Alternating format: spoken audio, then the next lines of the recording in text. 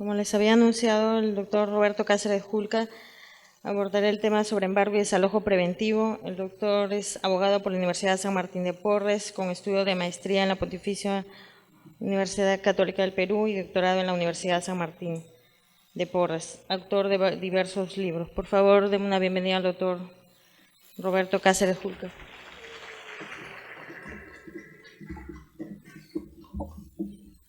Damas y caballeros, muy buenas noches. Quisiera agradecer la invitación a deponer un conjunto de temas que son de materia de medidas de coerción real que tienen especial trascendencia en nuestro sistema, pues como bien lo ha dicho el doctor Aladino Gálvez, estamos en un contexto poco explorado porque justamente se trata de medidas con las cuales no estamos familiarizados, dado que vienen eminentemente del ámbito procesal civil.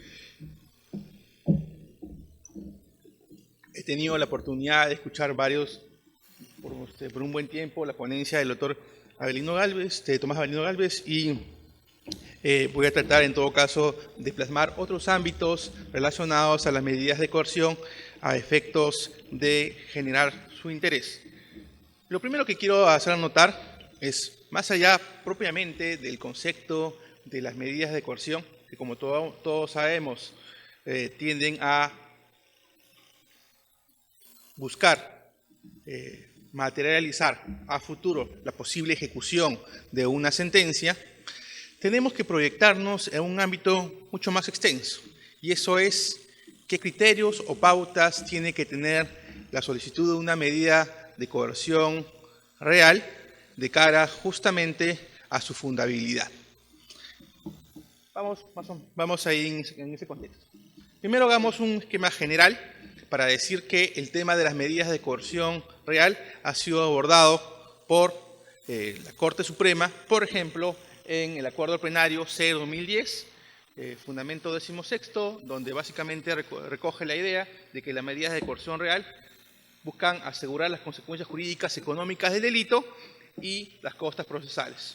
Por tanto, lo que hablamos, básicamente, cuando hablamos de una medida de coerción real, tenemos que enfocarnos en un contexto mucho más grande. Y esto es lo siguiente. Para que exista una medida de coerción real, tiene que haber una acumulación de pretensiones. Pretensiones civiles y pretensiones penales. Las pretensiones penales, como sabemos, la postula y la persigue el Ministerio Público. Pero las pretensiones civiles, en aquellos casos en los cuales exista agraviado constituido un actor civil, las persigue de manera única, en esos casos, el actor civil. Como hecho antecedente a la existencia de una medida de coerción real, tiene que haber una constitución de actor civil. Constitución en el cual, como sabemos, por el acuerdo justamente, el acuerdo plenario que establece el relacionado a la constitución de actor civil, tiene que fijar una pretensión. Tiene que establecer el quantum de esa pretensión. Y el quantum de esa pretensión justamente está relacionado con las medidas de coerciones, específicamente en lo que me corresponde a mí, el embargo. Por tanto, ustedes van a establecer una relación entre la pretensión civil establecida con la constitución de actor civil con el embargo que el actor civil pretende justamente en esta materia. Ahora bien, como sabemos, justamente la pretensión del actor civil, ¿sí?, lo que busca en términos generales es una restitución o retribución por los perjuicios de naturaleza penal y las consecuencias accesorias que pudo haber traído el delito. Hablamos de un espectro bastante amplio que puede ir desde el pago de multas, costas, gastos erogados en el curso del proceso, entre otros. Pero lo importante es entender que las medidas de coerción, especialmente las reales, pueden dividirse desde la perspectiva de la jurisprudencia de la Corte Suprema, específicamente del Acuerdo Plenario 6-2010, en dos: las medidas penales reales y las medidas civiles reales. A nosotros, ¿sí?, en todo caso, los que en materia estrictamente de reparación civil, al actor civil le corresponde, en estricto, la persecución de las medidas reales de naturaleza civil, específicamente las vinculadas a la reparación y la indemnización. Ahora bien,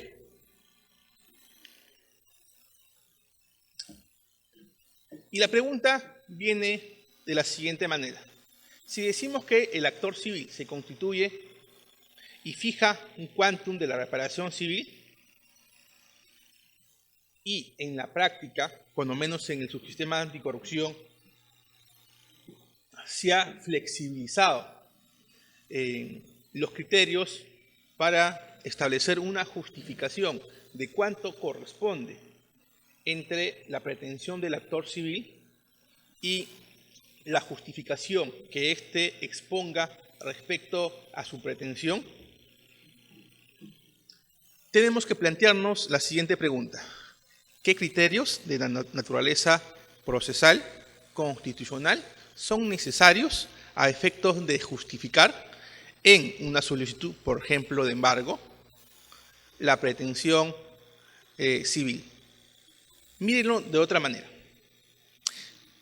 Si un procurador público en un delito, por ejemplo, de cohecho, solicita un embargo sobre los bienes de una persona y su pretensión civil, que ha sido admitida, por poner un ejemplo, fuera 100.000 soles, debería existir una correlación entre los 100.000 soles que solicita como reparación civil y los bienes que solicita se embarguen hasta ese monto, ¿correcto? Eso sería lo lógico. Pero esa correlación no es en estricto de manera mecánica. ¿Qué requiere? Requiere que justamente el procurador justifique cómo es que esos bienes ascienden a dicho valor. Porque recordemos que cuando el actor civil solicita que se embargue un bien, no necesariamente el valor del bien es el mismo que el valor de la reparación civil solicitada, ¿correcto? Por tanto, ahí tenemos que analizar un conjunto de criterios de naturaleza procesal y constitucional a efecto de establecer la idoneidad entre, por ejemplo, el monto solicitado como embargo y la pretensión civil de reparación. ¿Y cuáles serán esos criterios? Primero, tenemos que tomar en consideración lo siguiente. Todo aquel que tenga una pretensión tiene que justificarla. Esa es una exigencia del artículo 139, numeral quinto, que es la motivación de todos los actos procesales, que no solamente alcanza, como sabemos, a la motivación de resoluciones judiciales, sino también alcanza a la justificación que tienen que hacer el Ministerio Público y todas las partes en el curso de un proceso. Dicho esto, analicemos, por tanto, los principios, las reglas que intervienen en una pretensión, específicamente si nos vinculamos al tema del embargo. Lo primero que tenemos que tomar en consideración es que el primer principio de naturaleza procesal que ingresa para la discusión justamente de la solicitud, en el caso concreto de un embargo, es el principio dispositivo. Ustedes dirán, ¿el principio dispositivo por qué? Si supuestamente el proceso penal se rige por el principio acusatorio. Pero como indiqué precedentemente, hablamos que en relación al proceso penal existe una acumulación de pretensiones. Pretensión de naturaleza penal, que se rigen por el principio acusatorio, y pretensión de naturaleza civil, que se rigen por el principio dispositivo. El principio dispositivo, ¿qué nos va a decir?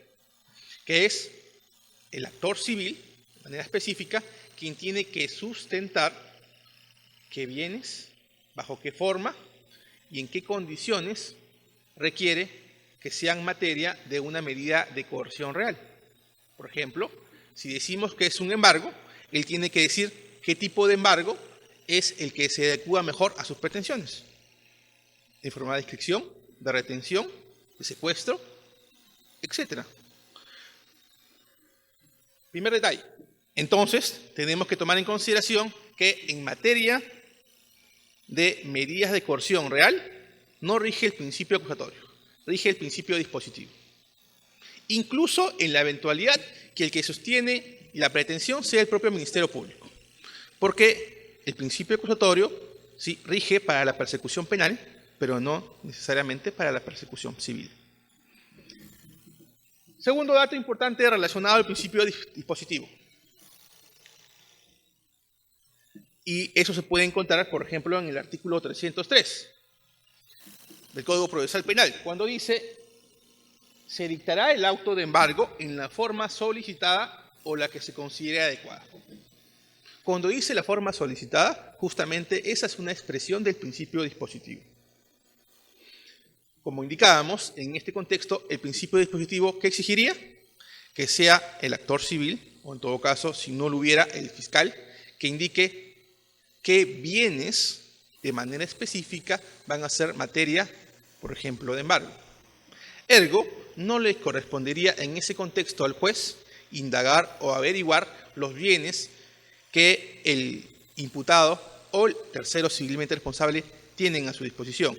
Ese es un acto, una facultad, que solo le corresponde al actor civil o, en su defecto, al Ministerio Público. Y ahí encontramos una diferencia, sin duda, con el Código de Procedimientos Penales, ¿cierto? Donde el juez, de manera propia, realiza las indagaciones a efectos de establecer qué bienes tiene la persona. Por tanto, sí, la idea esencial es que la carga de establecer los bienes, las formas y las circunstancias y la justificación de por qué se solicita el embargo de uno o más bienes y por qué esos tienen relación o de cuantificación con la pretensión resarcitoria del actor civil, le corresponde a quien solicita la medida cautelar. Segundo principio, naturaleza procesal, y es que toda medida de coerción, y aquí lo planteamos en materia mucho más amplia, ya sea personal o real, se sujeta por el principio de provisionalidad. ¿Qué nos dice este principio? La idea básica es que el tiempo puede generar cambios en las situaciones jurídicas. Y si lo llevamos esa idea a las medidas de coerción real, pues esa se traduce en el siguiente concepto. Así como es posible que en un determinado momento una persona haya solicitado un embargo sobre un bien, imaginemos sobre el mismo bien que estábamos hablando, 100.000 soles, el valor de ese bien, por diferentes motivos, puede cambiar, ya sea que aumente o ya sea que se reduzca el valor. Por tanto, la provisionalidad estará en la medida de poder asegurar de la manera más efectiva justamente el monto de la reparación civil. Por tanto, la extensión del aseguramiento cautelar se va adaptando a las circunstancias jurídicas que pueden cambiar justamente el valor del inmueble. ¿Y esto qué significa? Que si en un momento, se me ocurre, el actor civil ha embargado la casa, por ejemplo, de la persona que está procesada por cohecho, y ha determinado que ese bien tiene un valor, se me ocurre, cercano a los 100.000 soles, por diferentes factores, imagínense que ese valor se reduzca. ¿Qué podría hacer el actor civil? Podría solicitar una ampliación respecto de otros bienes. Y viceversa, imagínense que en vez de haber sido un solo bien inmueble, hubiera sido varios bienes muebles, varios vehículos, por ejemplo. En esa medida también podría darse la misma figura.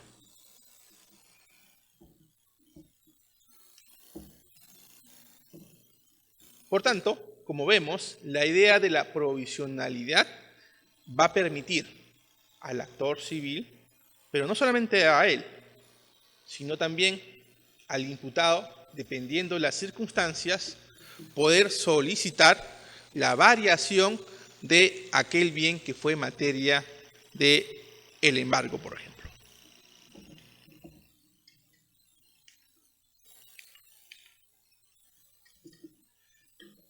El tercer principio de naturaleza procesal es el principio de instrumentalidad. Y el principio de instrumentalidad responde a una simple pregunta. ¿Para qué se solicita la medida cautelar?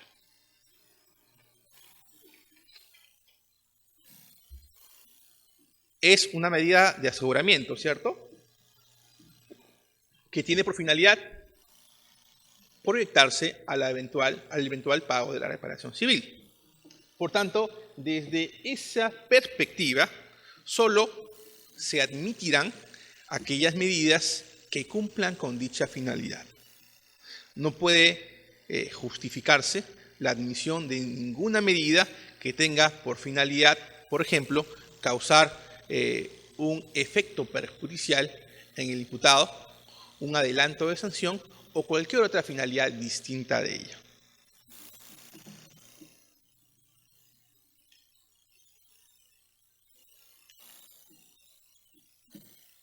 Estos 4 principios que hemos visto son esenciales y deben estar justificados en la solicitud, si hablamos de manera específica, de embargo o aquella medida cautelar que se solicite.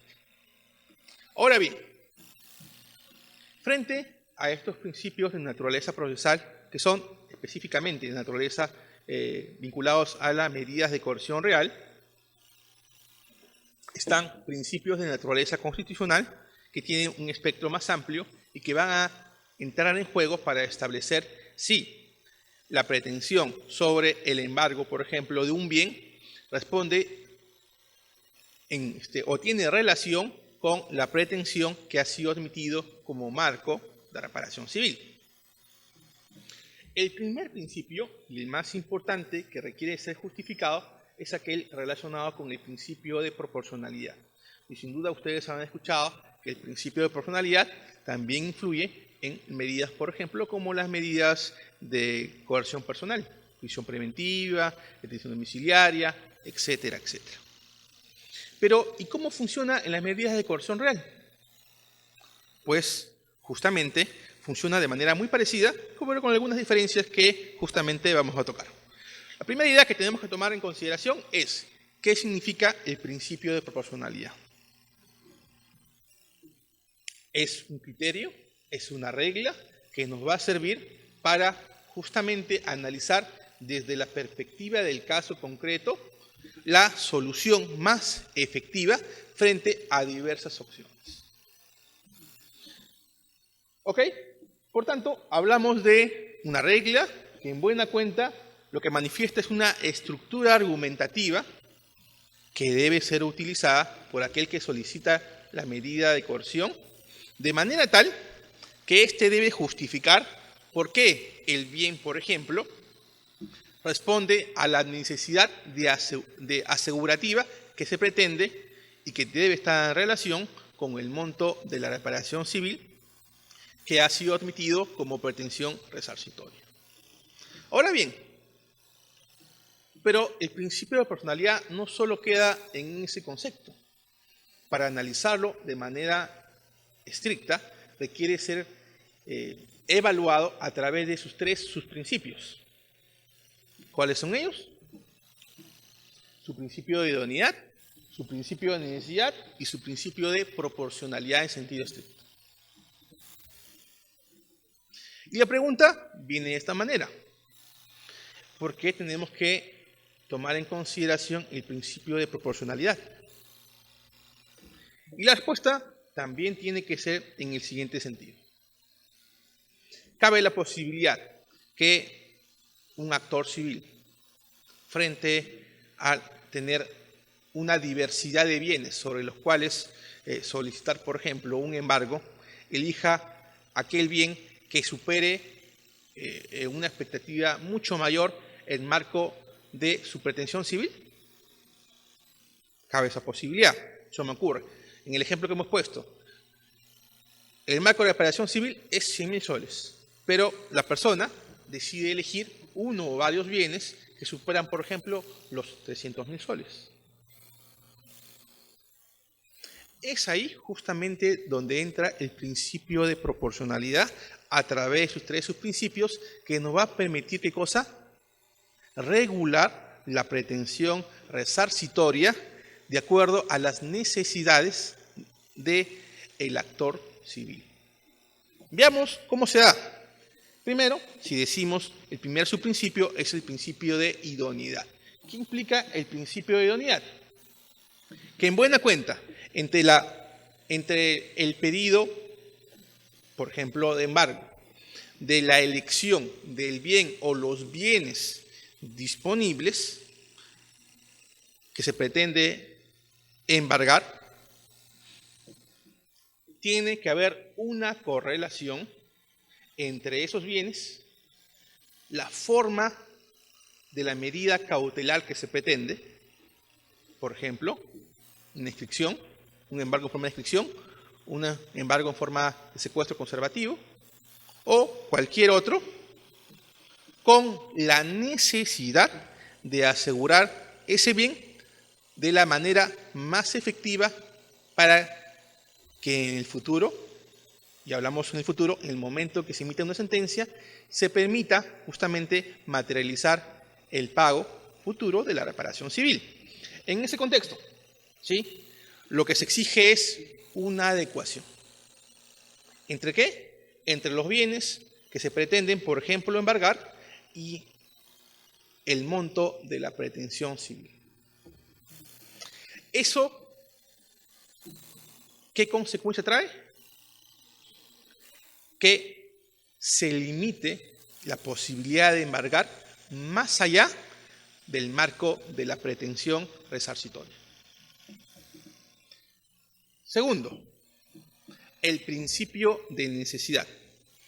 El principio de necesidad justamente responde a la siguiente idea, que cuando se elige el modo en que se va a realizar el embargo, este responda a la elección de la forma de embargo más eficiente para el caso. Como sabemos, hay diferentes tipos de embargo, en forma de inscripción, en forma de secuestro, etc. Pero aquí viene justamente el detalle. Es posible que un actor civil pueda elegir la medida de coerción real que pueda causar una mayor aflicción al imputado o al tercero civil. ¿Es posible? Sí lo es, ¿sí? Frente a otras opciones igualmente asegurativas, pero que causen menos perjuicio. Eso me ocurre. Un vehículo. ¿Vamos? Se embarga un vehículo. ¿Es lo mismo el embargo de un vehículo en forma de secuestro que el embargo de un vehículo en forma de inscripción en sus efectos? No lo es, por ejemplo, si quien es el embargado es, por ejemplo, un taxista. Si su vehículo es su medio de trabajo, un vehículo en forma de un embargo en forma de secuestro le va a causar más perjuicio que si fuera un embargo en forma de inscripción. Como ven, el principio de necesidad va a ser un filtro. ¿Para qué? Para que el juez justamente pueda establecer si la medida de coerción real, ¿sí?, es asegurativa, pero a su vez es aquella de las opciones existentes la que cause la menor lesión, ¿sí?, a los derechos que todavía tiene sobre el bien el imputado o el tercero civilmente responsable. Por último, tenemos el principio de proporcionalidad en sentido estricto. Y eso justamente, este su principio le va a permitir al juez, ¿sí?, dentro de las opciones disponibles que tiene, la elección de aquella que cumpla con ser la adecuada y la necesaria. Y aquí, sin duda, ustedes se habrán hecho una pregunta. Si decimos que en relación a las medidas de coerción real surge o se enmarca dentro del principio dispositivo, ¿qué facultad tendrá el juez para poder, ¿sí?, dentro de la pretensión hecha por el actor civil, poder elegir otra que sea menos aflictiva? Pues justamente podemos verla, por ejemplo, aquí. ¿Qué dice el artículo 303, numeral 3 del Código Procesal Penal? Dice, dictará auto de embargo, ¿sí?, en la forma solicitada o la que considere que dice adecuada, siempre que no sea más gravosa que la requerida. ¿Esa qué cosa es? Una facultad, ¿sí? Una facultad arreglada, ¿sí? Por el principio de proporcionalidad. ¿Qué quiere decir? En buena cuenta, que si bien el actor civil tiene la disponibilidad de decir la forma en la cual se puede dar el embargo, sin embargo, ese hecho no es una liberalidad que impida al juez realizar un control sobre la aflictividad que pueda significar para el imputado o el tercero civilmente responsable.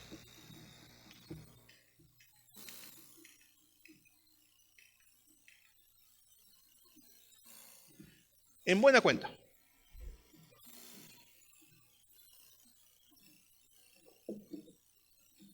¿cuál es la importancia del principio de proporcionalidad de cara, por ejemplo, a la solicitud de embargo? Que es un mecanismo que al juez le sirve de control para establecer si la medida de coerción real, específicamente si hablamos del embargo, no supone de manera subrepticia una forma de generar una aflictividad mayor al imputado o al tercero civilmente responsable. Busca en ese sentido realizar un control constitucional sobre justamente la justificación de la medida de coerción. Hay otros principios importantes como el tema de motivación, ¿sí? Pero se enmarca justamente en la justificación del principio de proporcionalidad. Ahora bien, toda medida de coerción real requiere cumplir con un conjunto de presupuestos materiales. Así como hay presupuestos materiales, por ejemplo, para la prisión preventiva, también lo hay para las medidas de coerción. Específicamente, si hablamos del embargo, lo que se requiere es justificar los siguientes elementos. Primero, toda medida de coerción tiene que estar sustentada en la existencia o la apariencia de un delito. Y la pregunta es, ¿y eso cómo tiene que ver con la medida de coerción real? Justamente, si decimos que la medida de coerción real se enmarca dentro de una acumulación de pretensiones civiles y penales, la reparación civil justamente está relacionada con la existencia de un delito. Por tanto, la afirmación de la verosimilitud de la existencia del delito es aquella que informa justamente a esta medida de coerción. Y ahí quiero entrar. Y la pregunta, ¿qué cosa es verosimilitud? Los procesalistas civiles y aquellos que tienen más desarrollo de este tema nos dicen que es un juicio de pausabilidad del éxito de la acción. En buena cuenta, es un juicio sobre la probabilidad de esa pretensión futura.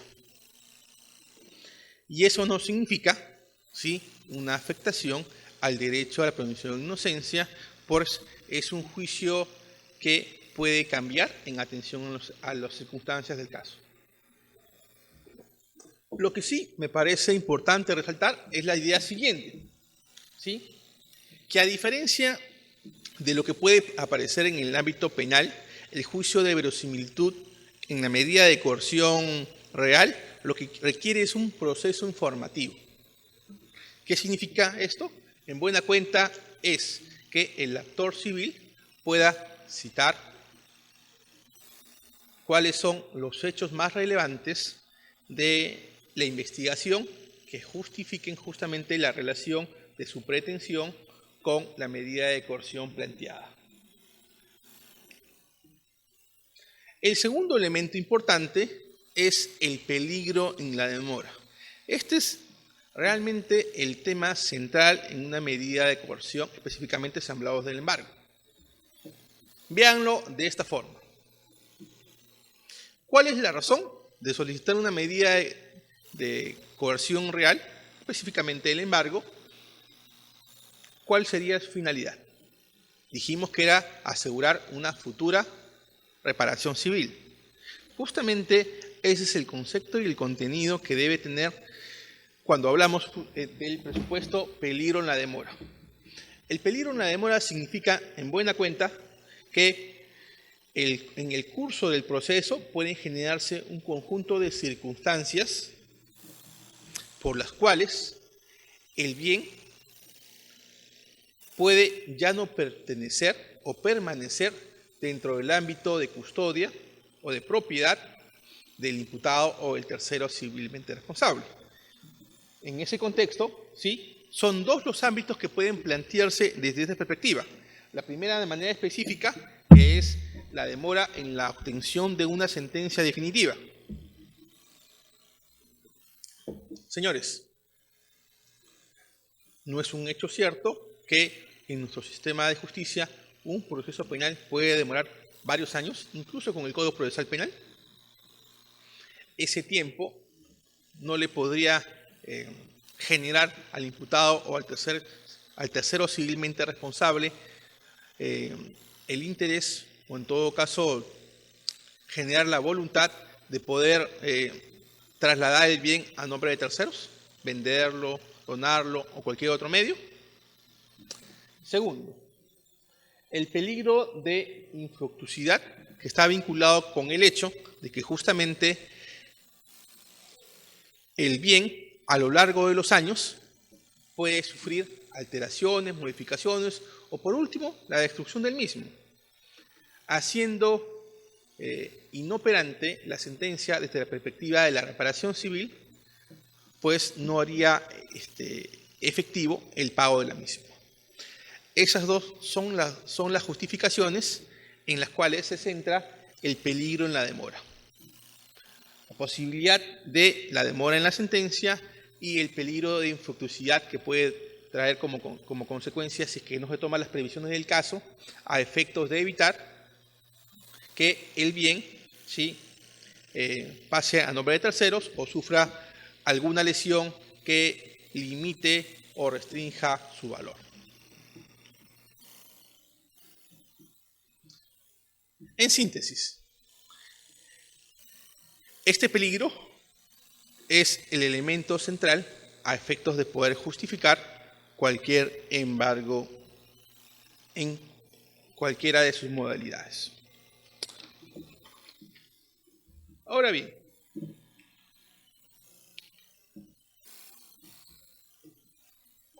si hablamos del embargo de manera general, ¿qué podemos decir de él? Lo primero que podemos decir es que es una de las formas más eficientes que tiene o que prevé el Código Procesal Penal para poder justamente asegurar la permanencia del bien. Y en esa medida, el embargo cumple una función de evitar que el bien disminuya total o parcialmente, dependiendo del tipo de embargo que se pretenda. Segundo, cumple una finalidad asegurativa, en tanto lo que busca es que permanezca en posesión del imputado o, en su caso, el tercero civilmente responsable, y que el bien sufra la menor lesión posible en el curso del tiempo. Como sabemos, el embargo puede recaer sobre objetos, cosas, incluso frutos, productos de los bienes.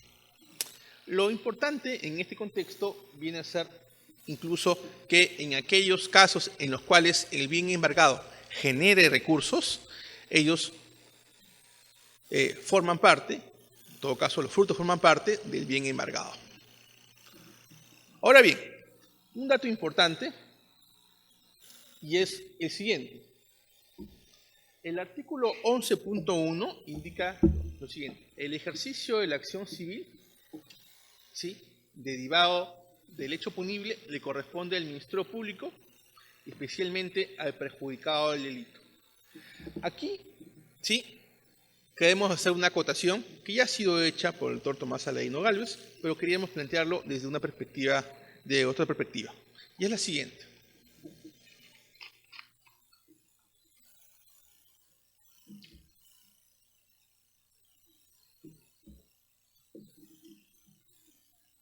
El código permite que el agraviado pueda incorporarse al proceso a través de su constitución de actor civil o pueda, ¿sí?, iniciar una acción de naturaleza civil. En los casos en los cuales el agraviado decide constituirse en actor civil, el Ministerio Público pierde legitimidad. Pero la pregunta viene de la siguiente manera.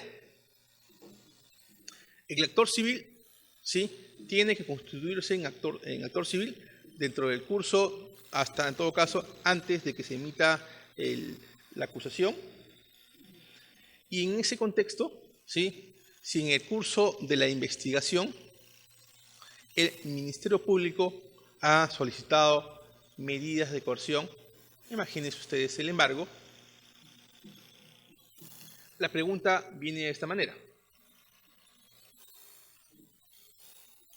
Los bienes que han sido materia, por ejemplo, de embargos, ¿sí?, que buscan asegurar la reparación civil, el actor civil tiene que cumplir, por ejemplo, con la contracautela, si estos ya han sido pedidos por el Ministerio Público.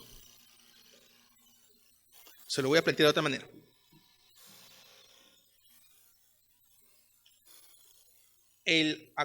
La persona, el agraviado, se constituye en actor civil luego de que el fiscal ha solicitado las medidas, el embargo, por ejemplo.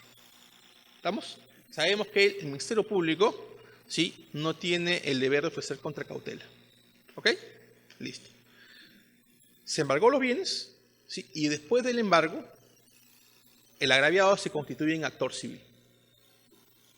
La pregunta es, ¿sí?, una vez que se constituye en actor civil, ¿se le puede exigir contracautela?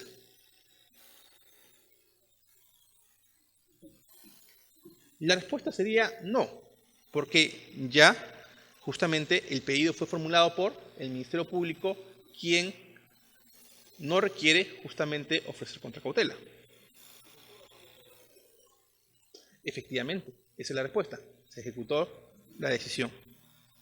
Otra cosa distinta sería si es que el actor civil requiere ampliar el marco del embargo, se me ocurre. Y en ese extremo, sí tiene la obligación de ofrecer contracautela. Salvo las salvedades que han sido planteadas, ¿no? Sí, también variarlo. Porque él asume justamente la titularidad respecto del marco de la reparación civil y los bienes que han sido objeto de embargo.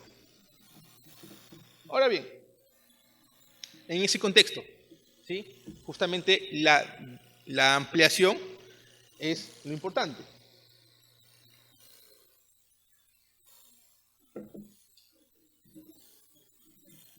Si es que el actor civil constituido después de que el Ministerio Público solicitó el embargo, por ejemplo, desea ampliarla, la consecuencia natural será que, ¿sí?, él sí tiene que ofrecer la contracautela que justifique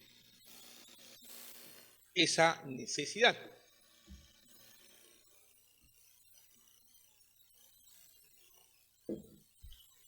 Y ahí viene una pregunta. ¿Y la contracautela será sobre el exceso que está pidiendo o sobre todo? Si, por ejemplo, el Ministerio Público ha logrado, ¿sí?, que se trae el embargo por 100.000 soles, como pusimos en el ejemplo, y para el actor civil los bienes que han sido materia de embargo no justificarían ese monto y incluye otros bienes del imputado, la contracautela debe alcanzar el monto de los 100.000 soles o solo respecto de los bienes, de los nuevos bienes que él pretende que se incorporen. Efectivamente, solo alcanzaría respecto de los nuevos bienes que pretende que se incorporen. Ahora bien, veamos algunos temas relacionados con las reglas del embargo.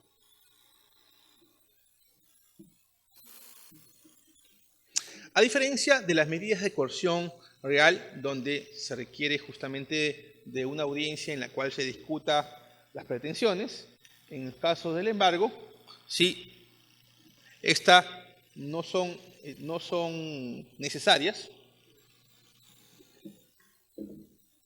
por su propia naturaleza.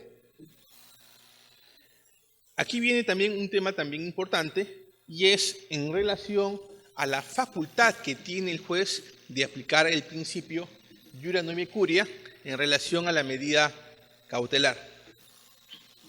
Recordarán que el artículo 303 justamente faculta al juez a establecer la medida de embargo, ¿sí?, que sea menos aflictiva. Y nosotros lo vinculamos con el principio de proporcionalidad. Pero no solamente está vinculada con el principio de proporcionalidad, sino está vinculada con el principio iura novi curia, que es el juez conoce mejor el derecho. En ese sentido, el juez tiene la capacidad de poder elegir no solamente el bien que tenga una consecuencia menos aflictiva, sino también, ¿sí?, como facultad, aquella que sea capaz de poder asegurar de mejor manera la posible reparación civil. ¿Qué actividades debe realizar aquel que pretende solicitar, por ejemplo, un embargo? Dos de manera específica. La primera se denomina justamente la localización de los bienes y la segunda la elección del bien. Ambos son concurrentes y trascendentes. El Código Procesal Penal indica que el fiscal, de modo propio o a solicitud del agraviado o actor civil, debe, ¿sí?, generar la búsqueda de los bienes que tenga el imputado o en su caso de haber el tercero civilmente responsable. Esta actividad tiene como consecuencia que en la solicitud de medida de coerción real, específicamente el embargo, debe adjuntar, por ejemplo, las fichas registrales que identifiquen de qué bien estamos hablando. Luego, claramente, en la eventualidad de que exista varios bienes que tengan la capacidad de poder ser embargados, es discrecionalidad del actor civil o de no existir el fiscal, la elección de aquellos bienes que tengan justamente la capacidad de poder cumplir con esta medida. En este contexto, ¿puede el juez realizar búsquedas sobre los bienes que tiene el imputado? No, la norma no le faculta ello. ¿Sí? Es un dato importante. Al regirse por el principio dispositivo, el actor civil tiene que facilitar toda la información posible respecto de si el bien es de titularidad justamente, o dónde está localizado, y segundo, si elegido el bien le pertenece a la persona sobre la cual se pretende realizar, por ejemplo, el embargo. Ambos tienen que ser, ¿sí?, documentados a efectos de que el juez tenga, ¿sí?, la información necesaria para determinar si el bien le pertenece o no, ¿sí?, al sujeto que se pretende embargar. Ahora bien, hay un detalle. Si decimos que pueden presentarse casos en los cuales existen varios bienes, y decimos también que la elección del bien responde, si quieren llamarlo así, a un criterio o mejor dicho, a una actividad psicológica, es decir, a la elección del bien que tenga la capacidad de poder asegurar de mejor manera el pago de la reparación civil, es un hecho que el actor civil va a elegir con mucha probabilidad aquel bien que supere con creces el valor, ¿sí?, de lo que pretende como pago de la reparación civil. Y en ese contexto, ¿sí?, como también ya indicamos, el juez puede hacer un control justamente de constitucionalidad aplicando el principio de proporcionalidad para establecer si eso es un exceso o corresponde justamente con las posibilidades que tiene.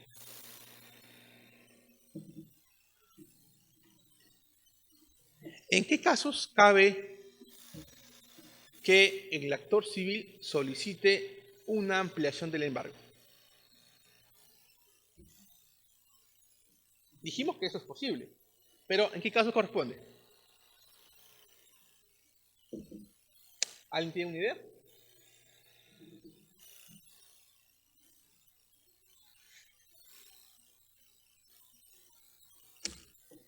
Les planteo la siguiente. En la práctica, el actor civil se constituye en el curso de la investigación preparatoria y en ella fija un monto, ¿sí? En muchos casos, lo que dice, por ejemplo, las procuradurías públicas es que ese monto es un monto referencial que puede cambiar en atención a nuevos actos de investigación. Véanlo de esta manera. Imagínense que la reparación civil que plantea el Ministerio Público en un delito en particular, un delito de administración pública, imagínense colusión, ¿sí?, el monto sea, no sé pues, ¿sí?, 50.000 soles. Pero, avanzando la investigación preparatoria,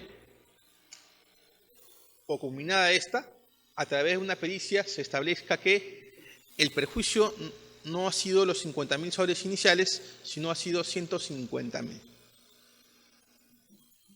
En ese contexto, el actor civil, ¿sí?, va a replantear su pretensión indemnizatoria y en consecuencia también puede plantear, ¿qué cosa?, una ampliación del embargo, por ejemplo.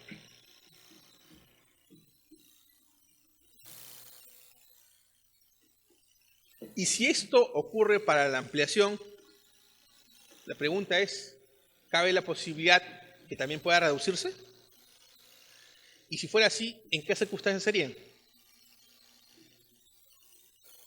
Es un hecho que el actor civil no va a plantear la reducción, ¿cierto?, aun cuando se constate objetivamente que así sea. Por ejemplo, imaginemos que su pretensión era 50.000 soles y la pericia ha determinado que el perjuicio no es 50.000, sino es 20.000. La pregunta será, si es que el actor civil con mucha probabilidad no solicite una reducción de su pretensión, ¿quién lo puede hacer? El imputado, claro, o el tercero civilmente responsable en aquellos casos que cabe, ¿sí? Como ven, sí, es de ida o venida. Puede aumentar o puede disminuir.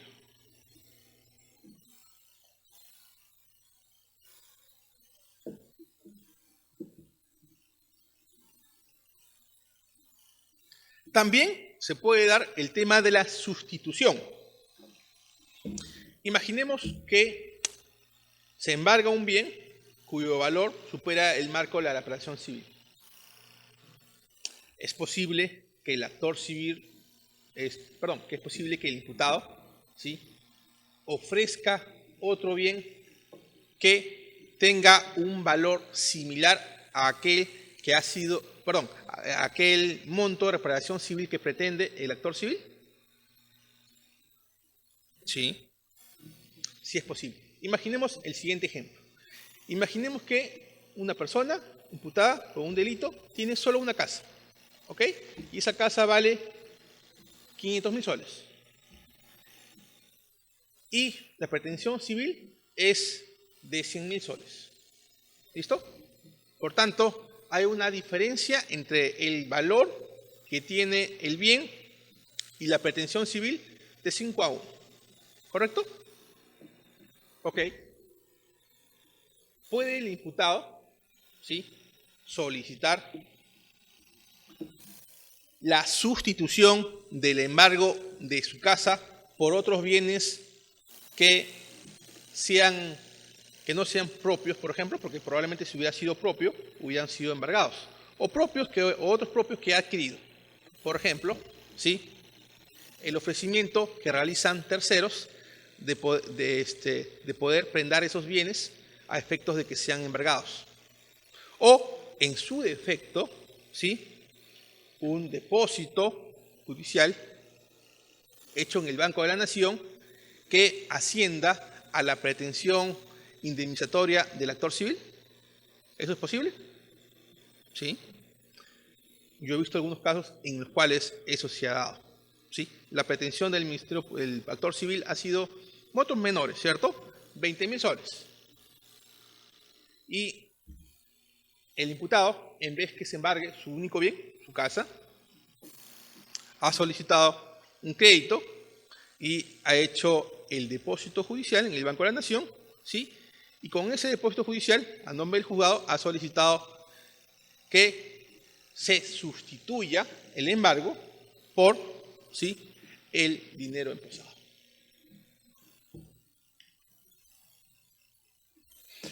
Como vemos, ¿sí?, respecto a la posibilidad de ampliar el monto de la reparación civil, reducirlo o, en su defecto, ¿sí?, variarlo por otro bien, tenemos que se sujeta a una característica esencial de todas las medidas de coerción real: su mutabilidad. La posibilidad de cambiar un bien por otro, o de ampliarlo o de sustituirlo. Ya indicábamos justamente en este contenido de que el bien o bien puede ampliar o bien puede reducirse. Pero además de lo relacionado a que el marco de la reparación civil aumente, en los casos de disminución también debe tomarse en consideración aquellas eventualidades en las cuales el bien disminuya de valor. ¿Qué casos podrían ser estos en los cuales un bien disminuya de valor? Sí, efectivamente, un siniestro, ¿sí? Por ejemplo, si es un bien mueble, ¿sí?, un evento telúrico.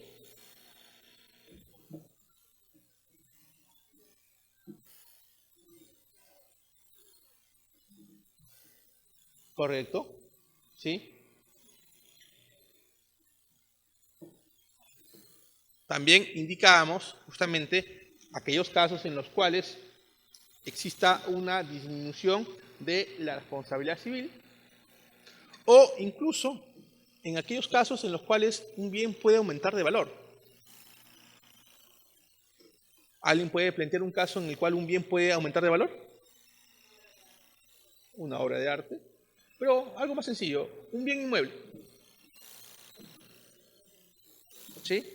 ¿Puede aumentar de valor? Por supuesto. ¿Sí?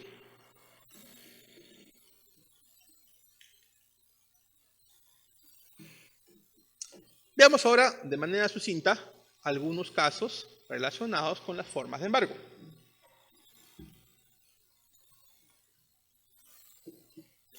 Primero, decíamos que las formas de embargo se suscitan o tienen directa relación con la pretensión que tiene el actor civil de poder asegurar de la manera más efectiva su pretensión resarcitoria.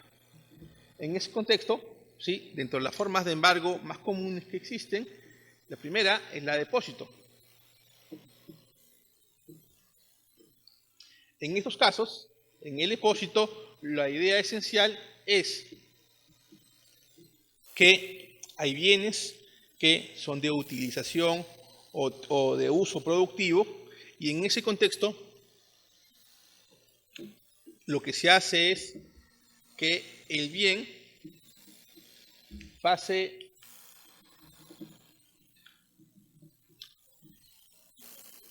a utilización por parte del imputado y él se encargue de su mantenimiento. En buena cuenta, en esta medida en particular, la idea es que se atribuye responsabilidad al propio titular del bien a efectos de que éste custodie y mantenga el bien dentro del marco de las medidas posibles de su uso. Frente a ello, el embargo en forma de secuestro implica una desapoderación del bien que, por regla general, trae como consecuencia que el bien sea ingresado a un local a efectos de asegurar su permanencia e inmovilización. Normalmente se da esta específica forma, es decir, el secuestro, en aquellos casos en los cuales el actor civil tenga la presunción de que el bien va a sufrir alguna alteración o algún perjuicio como producto de su uso en manos del imputado. La idea esencial que plantea el artículo 643 del Código Procesal Civil como características son dos, ¿sí? La disposición y la entrega en custodia del bien, que la persona pierde la disposición y tiene que entregar el bien a efectos de que sea justamente, ¿sí? Cuidado por un tercero. El otro ejemplo importante, ¿sí?, que nos plantea la doctrina es la diferencia, por ejemplo, entre el secuestro, ¿sí?, y el depósito. Nos dice la doctrina que el depósito se diferencia del secuestro en los efectos. Por ejemplo, dice, los bienes embargados quedan bajo custodia del propio deudor propietario, mientras que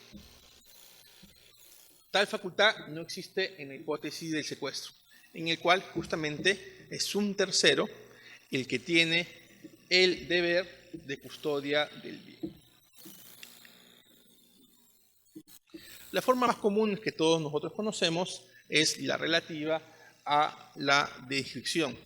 La finalidad trascendente de la inscripción es justamente el evitar la posibilidad de que un tercero adquiera de buena fe.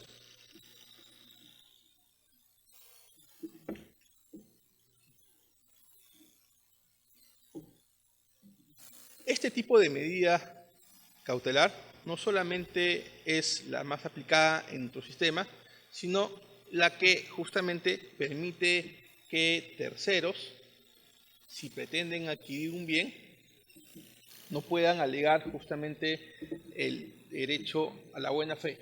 Y un tema importante que nos trae la resolución número 199 del año 97 es lo siguiente, ¿sí?, que los efectos de la inscripción registral de un derecho que deriva de una anotación preventiva, que es el caso, se retrotraen a la fecha y hora de la presentación del título que dio origen a dicha anotación. Veamos para qué nos sirve esta idea. Es posible que una persona que tiene un proceso penal pueda vender un inmueble a través de un contrato con firmas legalizadas y frente a ese contrato exista, por ejemplo, un embargo en forma de inscripción. ¿Cuál tiene, sí, mayor preferencia? ¿El contrato con firmas legalizadas, no elevadas a escritura pública o la anotación de embargo? La anotación de embargo, claramente. ¿Sí?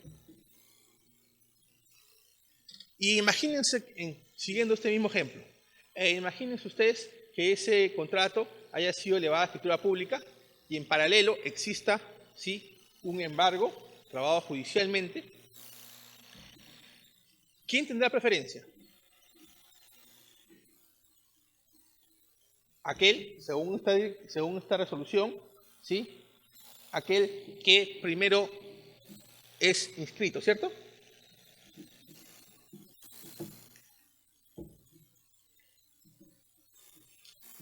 También es importante hacer la acotación siguiente, y es un precedente de observancia obligatoria justamente de registros públicos. Y es el siguiente: el supuesto de anotación preventiva de resoluciones judiciales no da mérito a una inscripción definitiva, porque, en buena cuenta, ¿sí?, no está referido a resoluciones definitivas, ¿sí?, sino a aquellas resoluciones no consentidas.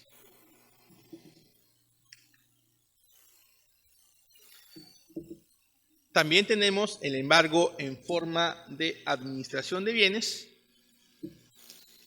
En este caso, el actor civil solicita que en aquellas empresas, particularmente de las cuales se puede obtener un fruto o producto, se nombre un administrador a efectos que los frutos del mismo, ¿sí?, sean controlados y puedan servir para asegurar una posible reparación civil. Esta medida del embargo en forma de administración de bienes es la menos frecuente en el proceso penal.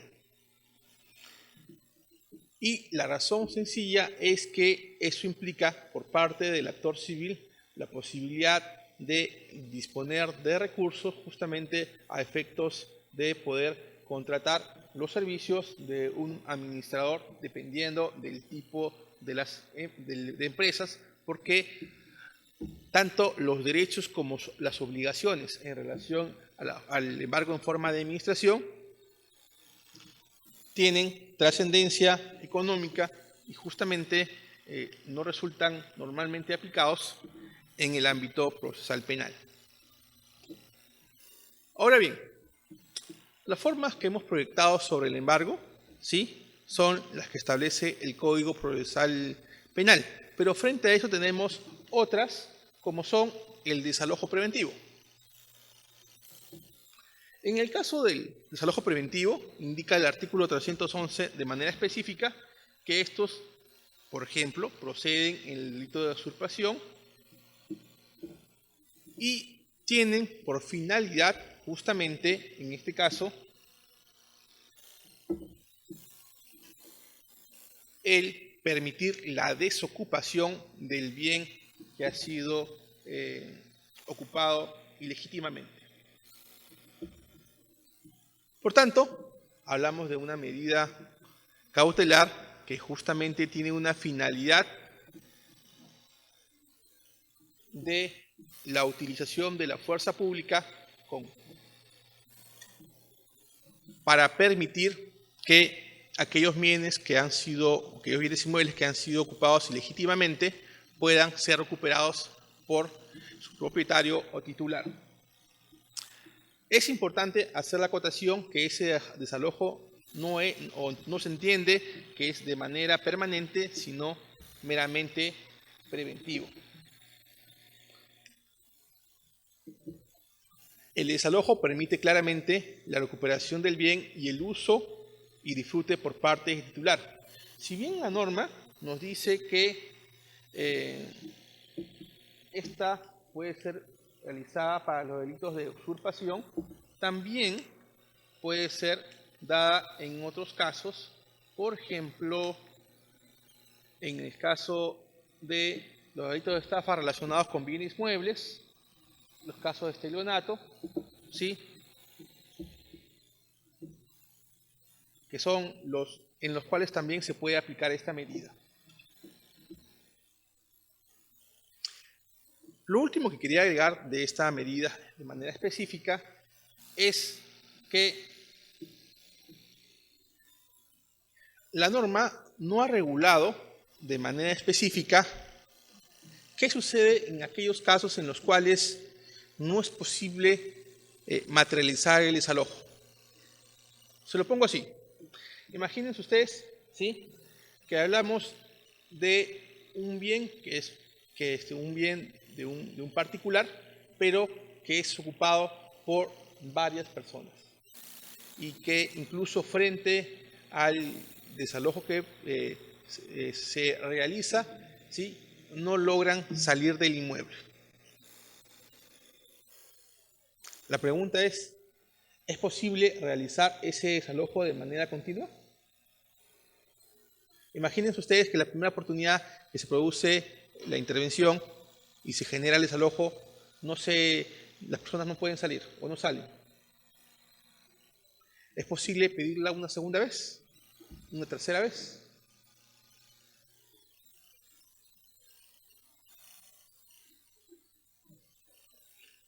La norma en ese sentido no ha regulado su funcionabilidad, porque justamente se pone en el supuesto de que la primera vez sería efectivo.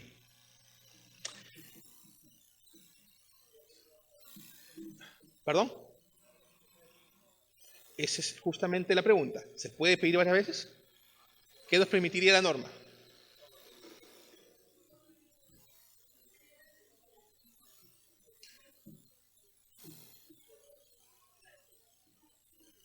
La finalidad justamente es prevenir, es justamente generar la desocupación del inmueble. Pero la pregunta es si es que en la primera oportunidad no se da la desocupación del inmueble.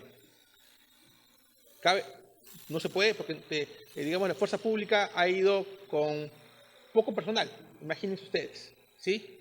O ha habido una resistencia grande por parte de las personas que estaban en el inmueble. Por eso, la pregunta es, ¿sí?, ¿basta con esa resolución, con la primera resolución, o debe pedirse otra segunda vez, o de ser el caso una tercera vez?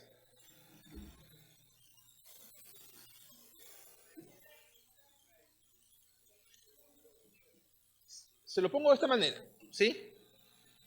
Ha pasado, no aquí en la ciudad de Lima, de manera específica, pero por ejemplo en Ica, en los cuales, ¿sí?, frente a un primer desalojo que ha sido inefectivo, se ha solicitado, ¿sí?, que se requiera por segunda vez un desalojo preventivo. Frente a eso, justamente, ¿sí?, la pregunta entra en colación. ¿Basta con pedirlo una vez? ¿Sí? Y requerirle, por ejemplo, que se ejecute, ¿sí?, si no se cumplió la primera vez, que se ejecute una segunda vez, una tercera vez, o ¿sí?, solo se requeriría volver a pedir el desalojo otra vez. ¿Se requeriría una segunda resolución o basta con la primera y luego pedir que se ejecute?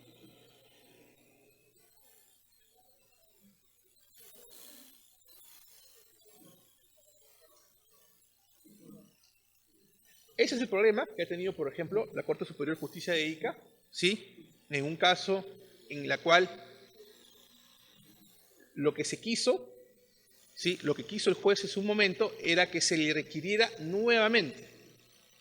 Y lo que dijo la Sala de Apelaciones de la Corte Superior de Justicia de Ica es que solo se requiere realizarla una sola vez, el pedido, una resolución, y que la ejecutabilidad de la misma puede ser pedida, ¿sí?, nuevamente.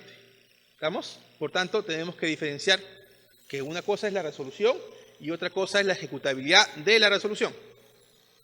¿Ok? Damas y caballeros, con eso hemos concluido la ponencia del día de hoy. Muchas gracias.